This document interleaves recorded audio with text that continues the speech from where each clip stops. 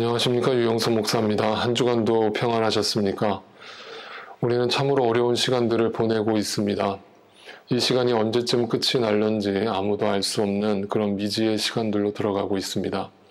그러나 우리 믿는 크리스찬들은 그리스도 안에서 주님 주시는 믿음과 소망을 가지고 이 어려운 위기 상황을 잘 극복해야 될 줄로 믿습니다. 아직까지 제가 파악하기로는 저희 함께하는 교회 성도님들 중에는 코로나 바이러스에 감염되시거나 어떤 위기 상황에 처해 있는 분이 없는 것으로 파악하고 있습니다. 그러나 계속해서 여러분을 위해서 기도드립니다. 주님께서 여러분의 가정과 여러분의 사업터를 또 여러분의 건강을 책임져 주시고 또한 지켜주시기를 날마다 기도드립니다. 또한 우리 믿는 크리스찬들은 이 사태를 놓고 하나님 앞에 기도해야 되는 시간들로 삼아주시기를 다시 한번 부탁드립니다. 전 세계 아파하는 사람들을 위해서 또 이것으로 인해서 주님의 선교 사역이 제한받지 않도록 주님의 교회가 핍박받지 않도록 위해서 함께 기도해 주시기를 또한 부탁드립니다. 빌립보서 강의 13번째 시간 온전케 되리라는 제목으로 하나님 말씀을 증거하겠습니다. 저는 개인적으로 이 위기 상황에서 우리 교회가 이 빌립보서의 말씀을 묵상하게 된 것을 참으로 감사하게 생각하는데요. 그 이유는 아시다시피 이 빌립보서 자체가 사도 바울이 고난 중에 쓰여진 서신이기 때문입니다. 그리고 그 고난 가운데 크리스찬이 어떤 자세를 가지고 어떻게 대처해야 하는가를 사도 바울의 자세를 통해서 사도 바울의 마음을 통해서 우리한테 그대로 하나님의 뜻이 전달되기 때문입니다. 그러면 다시금 여러분한테 이 빌립보서의 말씀을 정리해서 말씀드리면서 오늘 설교를 시작할까 합니다. 사도 바울은 앞에 1장에서 본인의 삶을 이 한 단어로 고백했습니다. 1장 21절에 나에게는 사는 것이 그리스도시니 죽는 것도 유익합니다. 우리가 여러 번 살펴봤듯이 사도 바울은 이미 그 감옥에 갇혀 있는 상황에서 죽을 날을 받아놓고 있는 상황에서 이 세상에 눈에 보이는 이 세상이 던져주는 고난, 그 고난의 끝이라고 할 수 있는 죽음조차도 신앙 안에서 극복한 그런 모습을 보여주고 있습니다. 이것이 그냥 입 바른 소리나 입으로만 전하는 설교가 아니었다라는 것을 우리가 확인할 수 있는 것은 사도 바울은 실제로 그렇게 살아냈기 때문입니다. 그는 이 땅에서 죽는 것을 두려워하지 않았습니다. 이 땅에서 어떠한 눈에 보이는 고난이 오는 것을 두려워하지 않았습니다. 이것이 바로 우리 믿는 크리스찬들이 가져야 할 고난을 대하는 자세요. 고난을 통과하는 자세라는 것을 다시 한번 마음속에 새길 수 있기를 바랍니다. 그러면서 29절에서 이것을 뭐라고 또 부연 설명했냐면 1장 29절에 하나님께서는 여러분에게 그리스도를 위한 특권, 즉 그리스도를 믿는 것뿐만 아니라 또한 그리스도를 위하여 고난을 받는 특권도 주셨다라고 고백합니다. 기복적인 신앙을 추구하고 그런 복을 달라고 기도하는 크리스찬들은 이 말씀이 도저히 이해가 되지 않을 겁니다. 어떻게 고난이 특권입니까? 어떻게 고난이 축복입니까? 네, 고난은 고통스러운 거고 저주인 것이고 어떻게 해서든 피하고 싶은 것 아닙니까? 그런데 사도 바울은 그리스도 안에서 당하는 이 핍박, 이 고난이 축복이고 특권이라고 자기 자신을 분명하게 그렇게 설명을 하고 있습니다. 이것을 아는 사람만 안다라고 고백할 수 있겠죠. 자, 그 이유를 6절에서는 이렇게 설명했었습니다. 우리가 암송했던 구절이죠. 선한 일을 여러분 가운데서 시작하신 분께서 그리스도 예수의 날까지 그 일을 완성하시리라고 나는 확신합니다. 사도 바울이 고난을 특권으로 받아들이고 죽는 것도 유익하다라고 고백할 수 있었던 이유는 뭐냐면 하나님의 계획을 믿고 있었기 때문입니다. 내 안에서 선한 일을 시작하신 분, 그 구원의 완성을 이루어 가시는 하나님께서 이 시작하신 분도 하나님이시기 때문에 그 마무리도 하나님께서 끝을 맺으실 거라는 확신, 믿음, 이 믿음으로부터 시작된 소망이 있었기 때문입니다. 그래서 그는 현실은 감옥에 갇혀 있었지만 그 고난을 두려움으로 받아들이지 않았고 근심과 염려로 시간을 낭비하지 않았습니다. 그는 하나님이 하시는 일을 지켜보고 있었습니다. 그래서 지난주에 봤던 13절 말씀에서는 이것을 이렇게 표현했습니다. 하나님은 여러분 안에서 활동하셔서, 이것은 현재 진행형입니다. 활동하고 계신답니다. 누가요? 내 안에서 선한 일을 시작하신 분께서요. 여러분으로 하여금 하나님을 기쁘게 해드릴 것을 염원하게 하시고, 염원한다는 것은 소원하게 한다는 것인데 그 소원은 믿음으로부터 나온다고 그랬습니다. 그러니까 믿음으로 말미암아 실천하게 하시는 분. 그래서 제가 이것을 뭐라고 그랬습니까? 믿어지게 하시고 행동하게 하시는 분이 내 안에서 활동하신다. 그래서 제가 지난주에 뭐라고 그랬습니까? 믿는다는 것은 추상적인 것이 아니고 눈에 보이는 가치라고 제가 말씀을 드렸습니다. 이것을 정말 제가 귀가 따갑게 말씀드리는 이유가 있습니다. 믿음은 눈에 보이는 것입니다. 내 안에서 활동하고 계시는 성령 하나님의 역사를 날마다 체험하는 것입니다. 어떻게 체험한다고 그랬습니까? 말씀을 붙들 때만 그 역사가 일어납니다. 말씀으로 내 안에 채워지지 않으면 성령 하나님의 역사하심을 경험할 수 없습니다. 그래서 사도 바울은 내 안에서 활동하시는, 그래서 나로 하여금 그 믿어지게 할 뿐만 아니라 행동하게 하시는, 내 삶 속에서 삶의 예배를 드리게 하시는 그 성령 하나님을 바라보고 의지하고 있었습니다. 그러니까 14절에서 지난주에 뭐라고 그랬습니까? 무슨 일이든지 불평과 시비를 하지 말고 행하랍니다. 그 내 안에서 활동하시는 그 하나님의 역사를 바라보고 초점을 두고 있는 사람이 절대 할 수 없는 행동이 있다는 겁니다. 그게 뭐라고요? 첫 번째, 불평이라는 단어를 썼습니다. 자, 이 불평이라고 하는 단어의 원어를 살펴보면 공기스몬이라고 하는 단어로 썼는데 이 뜻은 불만, 불신, 불평 이런 단어로 해석할 수 있습니다. 또 그 뒤에 시비라고 하는 단어가 나옵니다. 시비라고 하는 단어를 원어로 살펴보면 디알로기스몬이라고 하는 단어로 썼는데 이것은 역시 의심하다, 싸움이 일어나다, 분쟁을 하다, 시비를 걸다 이런 뜻으로 해석할 수 있습니다. 자, 여러분 다시 한번 정리를 해볼까요?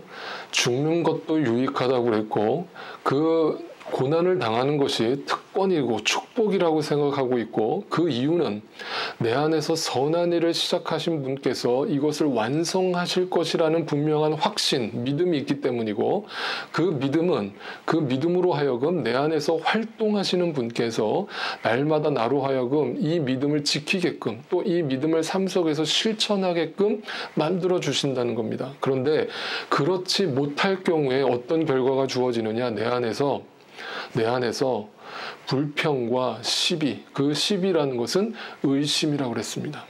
믿음과 반대되는 말이죠.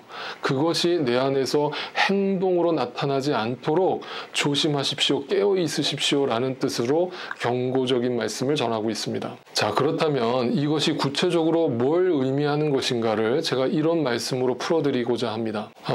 여러분, 제가 빌립보서 첫 번째 강의 시간에 빌립보 교회가 어떻게 세워지게 됐는가에 대해서 설명을 드렸습니다. 사도 바울이 2차 선교 여행을 떠나는 과정에서 마가와 다투게 되고 그 마가로 인해서 바나바와 다투게 되고 그로 인해서 선교 여행이 수정되었고 그 가는 길 가운데 성령 하나님께서 그 길을 계속 막으심으로 전혀 뜻하지 않게 유럽 땅에 복음이 전해지게 되었고 그 유럽 땅에 전해진 최초에 세워진 교회가 바로 빌립보 교회라고 그랬습니다. 기억하시죠? 자, 그런데 그 빌립보 교회에서 일어났던 유명한 사건이 있었습니다. 바로 이 사건입니다. 사도행전 16장에 가보면 어느 날 우리가 기도하는 곳으로 가다가 귀신 들려 점을 치는 여종 한 사람을 만났는데 그는 점을 쳐서 주인들에게 큰 돈벌이를 해주는 여자였다. 소위 말해서 귀신 들린 여자가 있었는데 이 여자가 무당이 된 겁니다. 소위 말해서 이제 포춘 텔러라고 합니다. 점을 치는 사람이 돼가지고 그 벌어들인 수입을 가지고 노예니까 자기가 주인으로 모시고 있는 사람들한테 그 벌어들인 돈을 갖다 바치는 겁니다. 그러니까 그 주인들은 앉아서 돈을 벌고 있었던 것이죠. 그런데 바울과 이 실라가 이 여인을 보다가 안타까워서 이 여인 속에 있는 귀신을 내쫓아 줍니다. 그랬더니 어떤 일이 벌어지겠습니까? 귀신이 떠나가고 나니까 이 여자가 그냥 평범한 사람이 됐잖아요. 그러니까 더 이상 포춘 텔러를 할 수가 없단 말이죠. 그러니까 어떻게 돼요? 네, 돈벌이가 이제 중단이 되겠죠. 그러니까 이 주인들이 이렇게 반응을 했죠. 19절에 그 여자의 주인들은 자기들의 돈벌이 희망이 끊어진 것을 보고 바울과 실라를 붙잡아서 광장으로 관원들에게로 끌고 갔다. 자, 여기서 주목해 볼 단어는 돈벌이의 희망이 끊어졌다라는 겁니다. 저는 이제 여러분한테 중요한 이야기를 한 가지 드릴까 합니다. 여러분, 우리가 살고 있는 이 세상은 하나님이 창조하셨지만 하나님의 질서로 살지 않고 인간들은 인간의 죄로 인해서 탄생한 그 죄로 인한 열매로서 이 세상을 만들어가고 있고 이 세상을 유지해가고 있습니다. 그래서 겉으로 보기에는 이 세상이 선해 보이고 더 좋아지는 것처럼 보이고 더 선해져 가는 것처럼 보이지만 성경적으로 보면 이 세상은 더 악해져 가고 있고 그 악해져 가는 것은 종말을 향해서 가고 있는 것이라는 것을 성경은 예언하고 있는 것입니다. 그런데 그 종말을 향해서 가는 자신의 욕망대로 살아가는 사람들의 특징이 있습니다. 그 특징이 뭡니까? 바로 돈이라고 하는 어떤 눈에 보이는 물질을 숭배함으로 그것을 자신의 우상으로 삼음으로 그것을 통해서 우리에게 대단한 만족이 주어질 것처럼 우리를 유혹하고 우리의 신앙을 흔들어 놓고 우리가 진짜 영적 세계가 있다는 것을 보지 못하게 그렇게 만들어 놓고 있다는 사실이죠. 여러분 생각해 보십시오. 우리가 왜 이 세상을 살면서 스트레스를 받습니까? 솔직히 한번 물어봅시다. 여러분이 왜 스트레스를 받습니까? 물론 사람 때문에도 스트레스를 받고 여러 가지 일 때문에 스트레스도 받지만 가장 핵심은 뭔 줄 아십니까? 돈 때문입니다. 그래서 사람들이 제일 근심하는 가장 주된 주제가 뭡니까? 돈 때문입니다. 그래서 제가 늘 말씀드리지만 돈이 필요 없다가 아닙니다. 삶을 살아가기 위해서 돈은 반드시 필요합니다. 그러나 그 돈 때문에 우리는 불행하고 돈 때문에 우리는 사람을 빼앗기고 돈 때문에 우리의 삶을 망가지는 것을 수도 없이 지켜보고 있습니다. 그런데도 우리는 정신을 못 차립니다. 한번 생각해 봅시다. 이 코로나 바이러스 사태가 오니까 전 세계적으로 일어나는 두 가지 큰 현상이 있죠. 하나는 건강에 대한 두려움이 생겼다는 것이고 두 번째는 뭡니까? 경제적인 두려움이 생긴 겁니다. 인생에 있어서 이 두 가지의 두려움이 어떻게 보면 전부라고 할 수 있습니다. 그 두 가지가 흔들려 버리니까 사람은 소망을 잃어버린 것처럼 삽니다. 희망을 잃어버린 것처럼 삽니다. 마치 누구처럼요.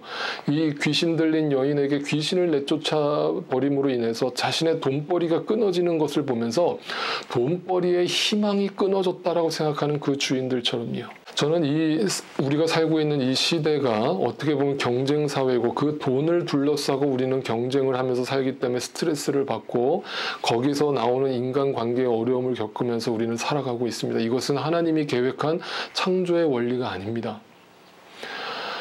어떻게 보면 이것은 우리가 흔히 의자 뺏기 게임이라고 하는 레크레이션 때마다 우리가 즐겁게 하는 그 게임을 보는 것과 같습니다.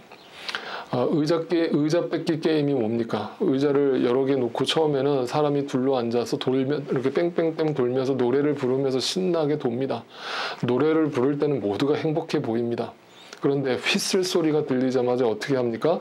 네, 의자 하나가 빠져 있기 때문에 서로 먼저 앉으려고 경쟁을 합니다. 그런데 결국 한 사람은 탈락합니다.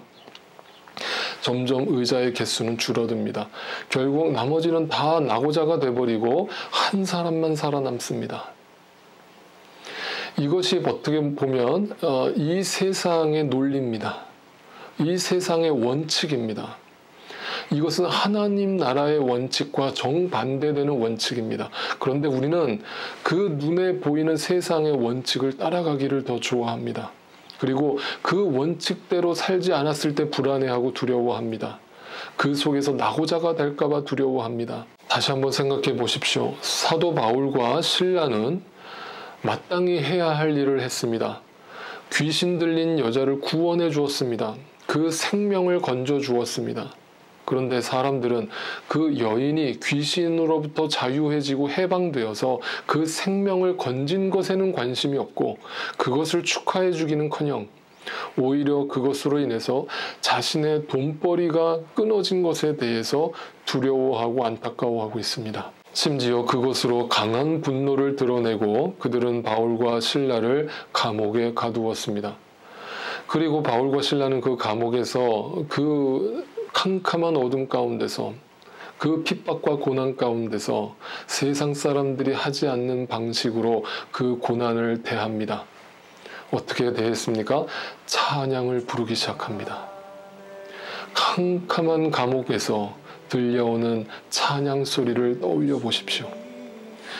쇠고랑이 차져 있는 그 바울과 실라가 하나님을 바라보면서 기쁘게 찬양하고 있는 모습을 떠올려 보십시오.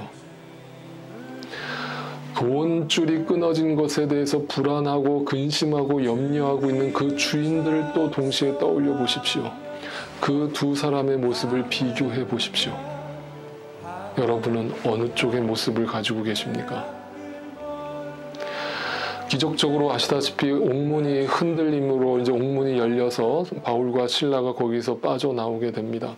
그런데 바울과 실라가 거기서 나오게 되므로 거기에 간수장이 죽을 위기에 처하게 되었고 바울과 실라는 그 감옥을 떠나지 않은 상태에서 머물러 있다가 그 간수장을 구원해주는 그런 귀한 역사가 일어났습니다. 바로 그 사건이 빌립보 교회에서 일어났던 사건입니다. 여러분 또 한 번만 생각해 봅시다. 만약 여러분과 제가 바울과 실라의 상황이었다면 우리 앞에서 지금 기적이 일어나서 우리가 감옥에서 풀려나는 상황이 됐다면 우리는 나가서 사람들한테 뭐라고 떠들었겠습니까? 여러분 제 말 좀 들어보십시오. 제가 귀신 들린 여자를 내어 쫓았더니 저 악독 고용주가 우리를 시기해서 우리를 감옥에 가뒀고 우리를 그렇게 매를 때리고 핍박을 했습니다. 그런데 우리가 그 가운데 열심히 하나님 앞에 기도했더니 하나님께서 기적을 베풀어 주셔서 옥토가 흔들려서 그 옥문이 다 열려졌고 우리의 쇠사슬이 자동으로 다 풀어졌습니다. 이 얼마나 놀라운 일입니까? 그러므로 여러분 이 주님을 찬양합시다. 이 주님을 여러분 함께 고백합시다. 오늘도 여러분 예수 그리스도의 이름을 부르면 기적이 일어납니다. 축복을 받습니다. 라면서 간증하지 않았겠습니까? 그런데 사도행전 어디를 뒤져봐도 바울과 실라가 이러한 간증을 드렸다는 고백이 나오지 않습니다. 사도 바울은 심지어 그 간수장 앞에서 또는 빌립보 교인들 앞에서 한 번도 그 옥토의 기적 사건에 대해서는 언급조차 하지 않습니다. 그리고 사도행전은 어디에 포커스를 두고 기록하고 있는가? 그 간수장과 그 간수장의 가족이 구원받았다라는 이야기를 전해주고 있습니다. 16장 34절에 간수는 그들을 자기 집으로 데려다가 음식을 대접하였다. 그는 하나님을 믿게 된 것을 온 가족과 함께 크게 기뻐하였다. 돈벌이가 되고 기적이 일어나면 우리는 기뻐해야 되는 거 아닙니까? 눈에 보이는 것이 변하면 기적이라고 응답이라고 하면서 우리는 그걸 가지고 기뻐해야 되는 거 아닙니까? 근데 사도 바울과 실라는 전혀 거기에 대해서 언급조차 없습니다. 그들이 기뻐한 것은 한 가지입니다. 그 영혼들이 구원받은 것 때문에 기뻐했습니다. 감옥에 갇혀도 상관이 없습니다. 핍박을 받아도 상관이 없습니다. 어떤 고난을 받아도 상관없습니다. 그 영혼만 구원받으면 우리는 기쁩니다. 말로 다 할 수 없이 기쁩니다. C.S. 루이스라고 하는 영국의 기독교 작가인 C.S. 루이스가 쓴 예기치 못한 기쁨이라고 하는 책이 있습니다. 그 책에 보면 이러한 대사가 나옵니다. 기쁨은 마음의 상태 혹은 느낌이므로 기쁨 그 자체는 중요하지 않다. 기쁨의 참된 가치는 언제나 그 기쁨의 대상이 누구인가에 있다. 이 말이 언뜻 이해가 되십니까? 기쁨이라는 것은 감정이라는 것입니다. 감정이라는 것은 있다가도 없어지는 것이라는 것이죠. 그러므로 그 기쁨 자체가 중요한 것이 아니고 그 감정 자체가 중요한 것이 아니고 그 기쁨의 대상이 누구이냐에 따라서 그 기쁨이 계속 지속되느냐 잠깐 있다 사라지느냐를 결정한다는 것입니다. 그렇다면 그 귀신 들린 여종을 통해서 돈벌이를 하고 있던 그 주인들의 기쁨은 무엇이었겠습니까? 눈에 보이는 잠깐 있다 사라질 것의 기쁨을 뒀습니다. 그러니까 그것이 끊어지니까 두려워하고 근심하고 염려했던 겁니다. 불평했던 겁니다. 분노를 쏟아냈던 것입니다. 그래서 바울과 실라를 감옥에 가둔 것입니다. 그런데 바울과 실라는 그 기쁨의 대상을 누구로 삼았습니까?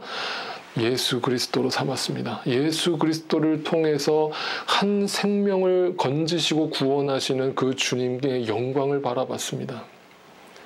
그 기쁨의 대상이 누구이냐에 따라서 그 기쁨의 퀄리티가 질이 달라지는 것이죠.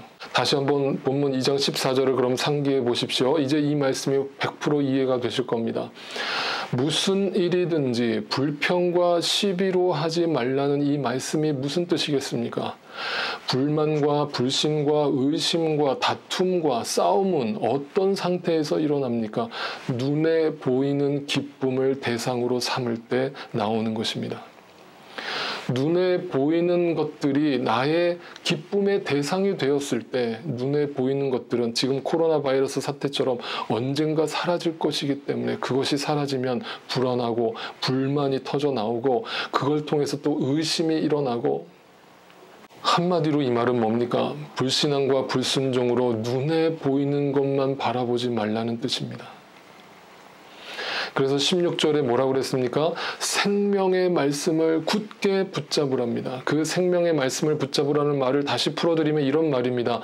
믿음과 순종으로 영원한 가치를 대상으로 삼으라는 겁니다.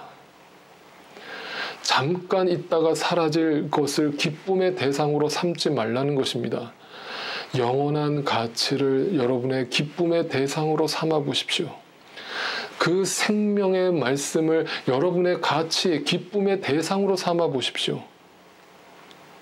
여러분의 삶에도 큰 변화가 일어날 줄 믿습니다. 그래서 오늘 본문 17절, 18절은 이렇게 결론이 납니다.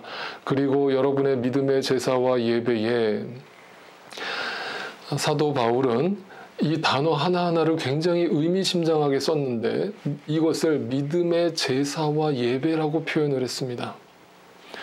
예배라는 단어를 여러분 영어로 아시죠? 월십이라고 씁니다. 이 월십이라는 두 단어가 합쳐진 합성어인데 worth라고 하는 가치라고 하는 단어와 ship이라고 하는 뭔가를 대상으로 삼는 것을 두 단어가 합쳐진 겁니다. 그러니까 풀어드리면 이겁니다. 가치 있는 대상을 바라보는 행위입니다. 그게 예배입니다. 여러분 우리 안에 왜 기뻐해야 될 이유가 있습니까? 이 세상은 불완전하고 이 세상은 잠시 있다 사라지는 것이지만 우리에게는 생명의 말씀, 영원한 가치가 주어졌습니다. 그래서 그 영원한 가치가 내 안에서 지금도 선한 일을 이루어 가시고 활동하고 계십니다. 그리고 그분께서 그것을 완성하실 것입니다. 그러므로 나는 그 영원한 가치를 바라보고 예배의 대상으로 삼는 것입니다. 언제까지요? 내 피를 붓는 일이 있을지라도, 다시 말하면 뭡니까? 자기 십자가를 지을지라도 모든 상황에 순종하면서 이 말입니다. 자신이 희생해가면서, 다시 말하면 어떠한 고난이 오더라도 그 믿음의 제사와 예배, 내가 누구를 기뻐해야 하고 누구를 예배해야 되는 그 믿음의 본질을 잃어버리지 말라는 뜻입니다. 그럴 때 뭐가 주어진다고요? 함께 기뻐할 것이라는 겁니다. 그리고 나는 이와 같이 여러분과 같이 기뻐하고 여러분 나와 함께 기뻐할 수 있기를 사도 바울은 권면하고 있습니다. 이 기뻐하다라는 단어를 헬라어로 보면 아갈리아오라고 하는 단어로 썼는데 이 말은 단순히 기쁨이 아니라 기뻐 날뛰다 미칠 듯이 기뻐하다라는 뜻입니다. 빌립보서를 쓰고 있는 사도 바울이 미칠 듯이 기뻐할 만한 상황입니까? 바울과 실라가 생명을 건져주는 사역을 하다가 감옥에 갇혀서 매를 맞는 것이 기뻐 날뛸 정도의 기쁨입니까? 만약 바울과 실라가 또 바울이 그 기쁨의 대상을 눈에 보이는 것으로만 삼았다면 절대 나올 수 없는 행동입니다. 이것이 예배입니다. 이것이 믿음입니다. 이것이 여러분이 삶의 예배를 드려야 되는 이유입니다. 그래서 고린도전서는 이것을 아주 클리어하게 우리한테 강조하고 있습니다. 고린도전서 1장 18절 말씀에 십자가의 말씀이 멸망할 자들에게는 어리석은 것이지만 구원받은 우리에게는 이 십자가가 고난을 받는 것이 그리스도 때문에 받는 이 고난이 특권이고 하나님의 능력이라는 것을 믿는 것입니다. 또 1장 22절 23절에 유대 사람들은 기적을 요구하고 안 믿는 자들은 기적을 요구하고 축복을 바라고 이 세상의 지혜를 찾고 지식을 찾지만 우리 믿는 자들은 십자가에 달리신 그리스도만을 전합니다. 왜? 그 십자가 뒤에 있는 부활하신 주님이 우리의 영생의 생명을 주시는 주인이시요 우리의 영원한 가치가 되시기 때문입니다. 사랑하는 성도 여러분, 이것이 믿음입니다. 이것이 예배입니다. 그런데 우리는 이것이 클리어하게 보이지가 않습니다. 그래서 자꾸 눈에 보이는 것에 눈이 돌아갑니다. 그래서 일주일을 살면서도 자꾸 눈에 보이는 것 때문에 거기에 소망을 두고 거기에 희망을 두기 때문에 그것이 사라질까봐 두려워합니다. 우리는 지금은 부분적으로밖에 보이지 않기 때문입니다. 그래서 고린도전서 13장에서는 이렇게 표현했죠. 지금은 우리가 거울로 영상을 보듯이 희미하게 보지만은 그때에는 주님이 다시 오시는 그날에는 얼굴과 얼굴을 마주하여 볼 것이고 지금은 내가 부분밖에 알지 못하지만은 그때에는 하나님께서 나를 아신 것과 같이 내가 주님을 온전히 알게 될 것입니다. 누가요? 내 안에서 선한 일을 시작하신 분께서요. 그것을 완성하실 것이라는 것을 나는 확신합니다. 여러분, 저는 여러분의 지금 처해 있는 상황이 얼마나 불안하고 또 근심과 염려가 쌓여가는 하루하루인지를 충분히 이해합니다. 그 이유는 우리가 여전히 육신의 한계를 입고 있고 우리는 부분적으로밖에 보이지 않기 때문입니다. 그러나 제가 분명하게 여러분께 말씀드리고 싶은 것은 여러분 안에 선한 일을 시작하신 분이 계시다는 겁니다. 그분이 이것을 온전하게 완성하실 것이라는 사실을 믿는다면 여러분 십자가로 다시 시선을 고정하십시오. 십자가 뒤의 영광을 바라보십시오. 이 세상에 잠깐 있다 사라질 기쁨과 행복에 가치를 두지 마십시오. 거기에 그 대상으로 삼았다가 삶을 후회하거나 낙심하거나 허무하다라고 고백하지 마십시오. 부디 바라옵기는 우리 함께하는 교회 모든 성도님들은 이 믿음의 예배를 날마다 드림으로 우리의 믿음의 대상이 누구인가를 날마다 확인함으로 주 안에서 평안하시고 승리하실 수 있기를 주님의 이름으로 축복합니다.